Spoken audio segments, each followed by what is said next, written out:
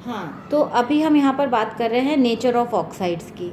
तो हमको पता है कि मेटल के ऑक्साइड्स जो होते हैं ना वो बेसिक नेचर के होते हैं। तो यहाँ पर जो करेक्टर होंगे ना, जो भी बेसिक बनेंगे, ये हाईली बेसिक होंगे। और ये जो है, जैसे जैसे हम इधर चले जाते जाएंगे, ये हाईली एसिडिक होता चला जाता है। ठीक है ना। तो इस तरह से हम ये कह सकते हैं कि बेसिक टू एसिडिक इनका ऑक्साइड्स का नेचर चेंज होता है। ठीक है। और एल्यूमिनियम और सिलिकॉन जो है ना वो एम्फोटेरिक होते हैं।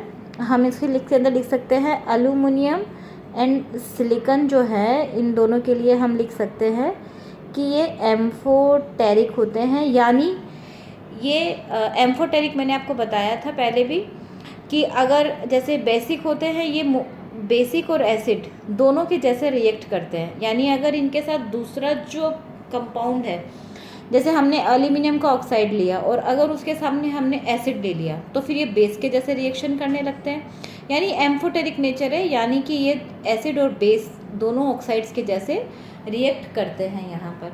तो ये हो गया हमारा नेचर ऑफ इनके ऑक्साइड्स। एक पीरियड के अंदर, एक पीरियड में लेफ़्ट टू राइट जाने पर बेसिक नेचर से एसिडिक नेचर तक ये लोग चले जाते हैं।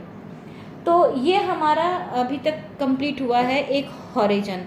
जो हॉरिजॉन्टल पीरियड्स हैं उनके बारे में हमने कैरेक्टरिस्टिक्स इनके पढ़े हैं। अब हम इनके ग्रुप, यानी ऊपर से नीचे तक ग्रुप, जो मतलब कि एक ग्रुप जो हम ऊपर से नीचे इस ग्रुप की बात करते हैं। जैसे कि ये मान लो अगर ये ग्रुप है, या एक सेकंड नंबर का ग्रुप, जैसे कि लिथियम, सोडियम, पोटेशियम, रुबिडियम, उसके बाद सीजियम और फ्लोरीन। तो ये सब जो है ऊपर से नीचे या नीचे से ऊपर आने पर एक ग्रुप की कैरेक्टरिस्टिक्स क्या होते हैं, अब हम उसके बारे में पढ़ते हैं इसके अंदर। तो हम यहाँ पर अब ग्रुप के बारे में पढ़ेंगे। कैरेक्टरिस्टिक्स ऑफ ग्रुप है हमारा।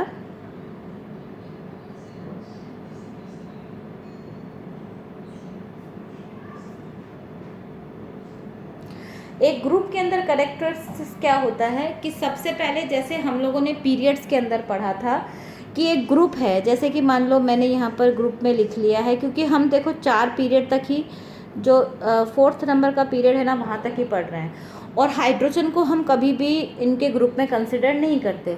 तो जैसे हमारा 1st नंबर का है, उसके अंदर लिथियम है, सोडियम है और पोटेशियम है। ये हमारा 1st नंबर का ग्रुप है। तो अभी हम इसके बारे में बात कर रहे हैं। तो जैसे कि ये लिथियम, सोडियम, पोटेशियम, मेरा लिथियम, सोडियम एंड पोटेशियम, हमको 4th नंबर के पीरियड तक ही कैरेक्टरिस्टिक्स को डिफाइन करना है। तो कैरेक्टरिस्टिक्स ऑफ ग्रुप के अंदर सबसे पहला क्या आता है कि वैलेंस इलेक्ट्रॉन जो है ना,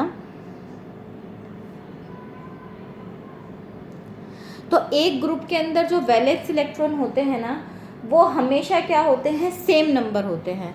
valence electrons are always same in a group.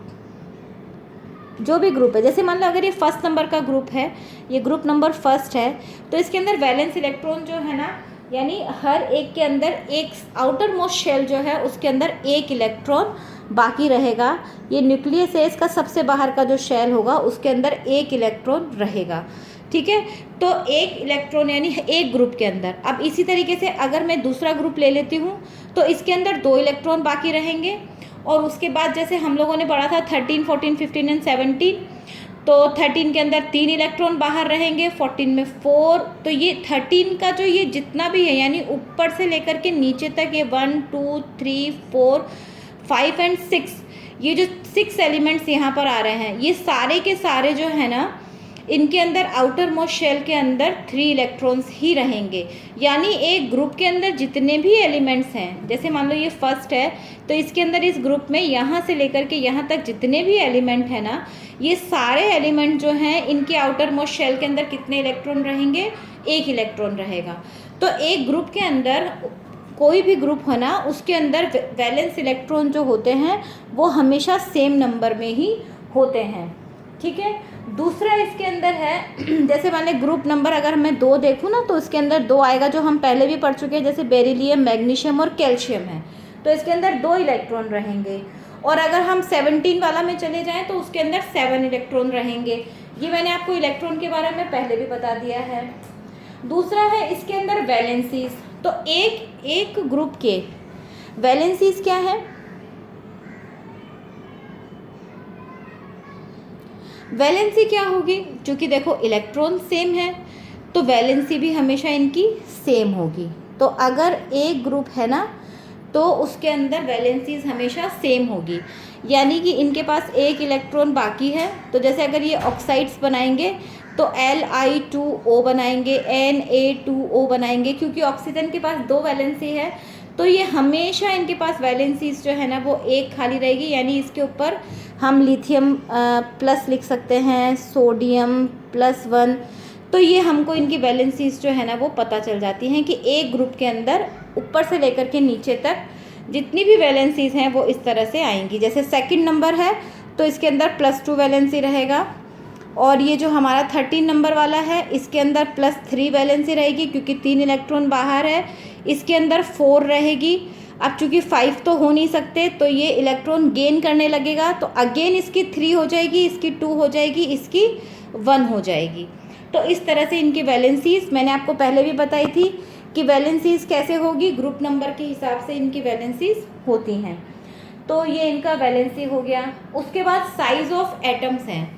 जैसे हम लोगों ने अभी पीरियड्स में पढ़ा था, तो पीरियड्स में हम लोगों ने पढ़ा था कि लेफ़्ट टू राइट जाने पर साइज़ जो है ना वो एटम का साइज़ डिक्रीज़ होता है। तो साइज़ ऑफ एटम जो है एक ग्रुप में, हम बात कर रहे हैं यहाँ पर ग्रुप की, तो जैसे हमारा सबसे पहला ग्रुप आता है, जैसे लिथियम है, सोडियम है, पोटेशियम है, रुबिडियम है, सीजियम है और फ्लोरेंशियम है। तो इनकी एटॉमिक साइज जो है ना ऊपर से लेकर के नीचे तक में, जैसे ये अगर मैं इस तरह से अप टू डाउन आऊँ तो इनकी साइज जो होती है ना वो इंक्रीज़ होती है। यानी लिथियम जो है वो सबसे छोटा, सोडियम थोड़ा उससे बड़ा, पोटेशियम थोड़ा और उससे बड़ा, रुबिडियम और उससे बड़ा, और सीजियम उससे भी बड़ा, और फ्रेंशियम और सबसे बड़ा। तो ये इस तरह से इनकी एटॉमिक साइज जो है वो ऊपर से नीचे आने पर हमेशा इंक्रीजिंग ऑर्डर में आती है। ये सारे ग्रुप में होता है। जो हम लोग जो बात कर रहे हैं ना, ये हम पर्टिकुलर एक ग्रुप में, एग्जाम्पल आपको पर्टिकुलर एक ग्रुप का दे रही हूँ क्योंकि मैं ऐसे कितने सारे एग्जाम्पल दूँगी तो टाइम वेस्टेज है। आप चाहे इसके अंदर कितने भी ले लो, जैसे कि 13 वाला ग्रुप ऊपर से नीचे, 14 ऊपर से नीचे, सबके अंदर साइज़ जो है ना एटम का साइज़ बढ़ता चला जाएगा। यानी सबसे ऊपर वाला जो है उसका साइज़ सबसे छोटा, और जैसे जैसे हम नीचे एक ग्रुप के अंदर नीचे आते जाएंगे हमारा एटम का साइज़ जो है वो बढ़ता चला जाएगा। ठीक है, तो अब टॉप टू डाउन आने पर एटम का साइज़ जो है इसके अंदर इंक्रीज़ होगा। अब इनका मेटेलिक कैरेक्टर है, तो मेटेलिक कैरेक्टर होता है, तो मेटेलिक कैरेक्टर भी क्या है, साइज ऑफ एटम है, वैसे ही मैं आपको बता देती हूँ यहीं पर ही। मेटेलिक कैरेक्टर भी है इनका। तो मेटेलिक कैरेक्टर भी जो है ना, तो जैसे ये लिथियम से लेकर के और हम जैसे नीचे आते जा रहे हैं ना, तो जैसे इनकी एटम की साइज़ बढ़ती जा रही है वैसे ही इनका मेटेलिक कैरेक्टर जो है ना वो भी क्या होगा, ऊपर से नीचे आने पर इंक्रीज़ होता चला जाएगा। ये इंक्रीज़ होता जाएगा मेटेलिक कैरेक्टर। यानी सोडियम से ज़्यादा मेटेलिक कैरेक्टर कौन शो करेगा, पोटेशियम, उससे ज़्यादा रुबिडियम, उससे ज़्यादा सीजियम और उससे ज़्यादा फ्रेंशियम। तो ये इस तरह से इनका मेटेलिक कैरेक्टर जो है ना वो बढ़ता चला जाएगा। तो ये मोस्ट मेटेलिक,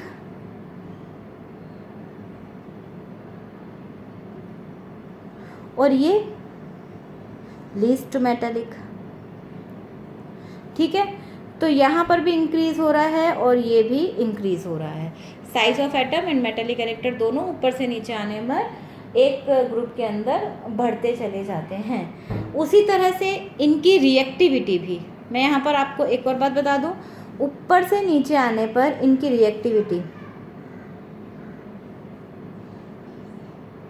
रिएक्टिविटी भी क्या है, इंक्रीज़ होती चली जाती है। तो जैसे जैसे हम ऊपर से नीचे आते हैं, जैसे कि मान लो यहाँ पर मैं लिखती हूँ लिथियम, फिर सोडियम है, फिर पोटेशियम है, फिर रूबिडियम है, फिर सीजियम है, फ्रेंशियम है। तो जैसे जैसे हम एक ग्रुप के अंदर ऊपर से नीचे तक आते हैं, इनकी रिएक्टिविटी जो है ना वो भी इंक्रीज़ होती है, इनकी रिएक्टिविटी इंक्रीज़ होती है।